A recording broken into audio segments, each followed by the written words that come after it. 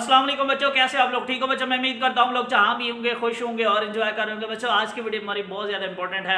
आज हम दो क्वेश्चंस के ऊपर बात करेंगे। एक क्वेश्चन ये है आप लोगों का कि हमारा जो सेकंड एनुअल का रिज़ल्ट होगा वो किस तरीके से बनाया जाएगा, और दूसरा क्वेश्चन बच्चों का ये था कि जो इम्प्रूवर लोग होते हैं, मीन जिनका अभी रिज़ल्ट आना है या आगे वो इम्प्रूव करेंगे, उनका रिज़ल्ट कैसे बनाया जाएगा। तो आज हम इसके ऊपर बात करेंगे। बच्चों याद रखिएगा, सबसे पहले तो ये जितने भी इम्प्रूवर लोग होते हैं ये कभी भी फेल नहीं होते। अगर खुदा न खास्ता आप फेल हो जाते हो या आपके किसी सब्जेक्ट में मार्क्स कम आते हैं या आपके टोटल कम मार्क्स आ जाते हैं, तो जो आप लोगों का रिज़ल्ट ऑलरेडी आपके पास है बच्चों वो कहीं नहीं जाएगा, वो मेंटेन रहेगा। अब आते हैं यहाँ पे बच्चों, 3-4 तरह के लोग होंगे जो इस दफ़ा अपेयर हुए थे या सेकंड एनुअल में अपेयर हुए होंगे। इसमें सबसे पहले लोग वो हैं बच्चों कि अगर किसी ने पार्ट वाइज अप्लाई किया है। पार्ट वाइज से मुराद ये होती है कि आपने चाहे पूरा पार्ट 1 मीन्स 9th या फर्स्ट ईयर कर रहे हो इम्प्रूव, या पार्ट 2 मीन्स 10th या सेकेंड ईयर कर रहे हो, या बच्चों दोनों पार्ट कर रहे हो, तो ये सारी पार्ट वाइज होती है। पार्ट वाइज में ये होता है बच्चों कि अगर खुदा न खास्ता आपका जो रिज़ल्ट है वो पहले से टोटल आपका जो है वो उससे कम होने लगता है तो आपका पुराना रिज़ल्ट रहेगा वो कहीं नहीं जाएगा। और इसमें यह भी होता है कि अगर आपके किसी सब्जेक्ट में नंबर कम आए तो बच्चों वो मार्क्स आपके कम लगाए जाएंगे, जिसमें ज़्यादा आए उसमें ज़्यादा लगाए जाएंगे। लेकिन अगर तो टोटल पहले से बढ़ा तो फिर आपका नया रिज़ल्ट आ जाएगा।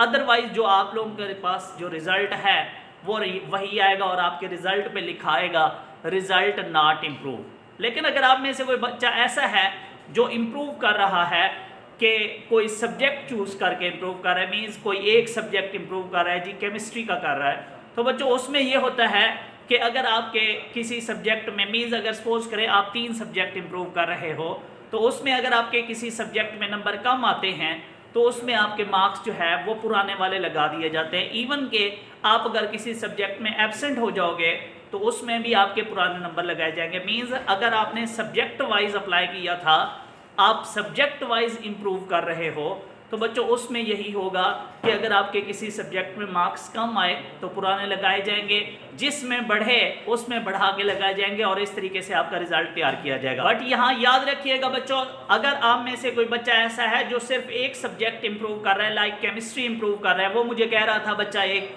कि सर मैं ऐसे करता हूँ कि मैं 10th की सिर्फ इंप्रूव कर लेता हूँ, 9th के मैं पेपर दे दूंगा, लेकिन वो मैं इंप्रूव नहीं करना चाहता, पहले मेरे अच्छे मार्क्स मौजूद हैं। क्या ऐसा हो सकता है कि फिर 9th के केमिस्ट्री के वही पुराने मार्क्स लगा दिए जाएं? बच्चों याद रखिएगा, जब भी आपका किसी एक सब्जेक्ट का रिजल्ट तैयार किया जाता है तो उसमें 3 चीज़ों के मार्क्स जो है वो टोटल किए जाते हैं, आपके पार्ट 2 के भी मीन्स 10th के भी, 9th के भी, इसी तरीके से फर्स्ट ईयर के भी, सेकेंड ईयर की केमिस्ट्री के भी, प्लस साथ में प्रैक्टिकल के भी। इन तीनों को जमा करेंगे।